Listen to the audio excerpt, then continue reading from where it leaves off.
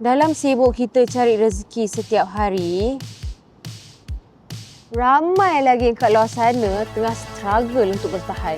Kadang kita rasa, alah sikit je, apalah sangat.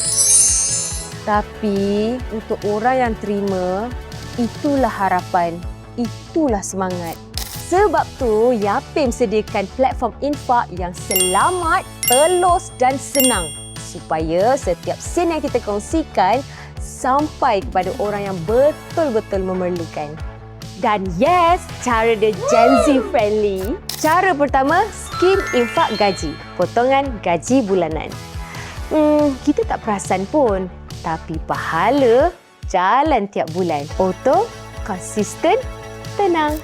Cara kedua, direct debit infak pay. Masuk nombor kad dan setkan amount mengikut kemampuan. Lepas tu, settle. Cara ketiga, melalui portal Inspirasi Kasih Kami. Sesuai kalau nak bagi sekali atau nak support kempen-kempen khas. Banyak mana pun kita bagi, bukan ukuran.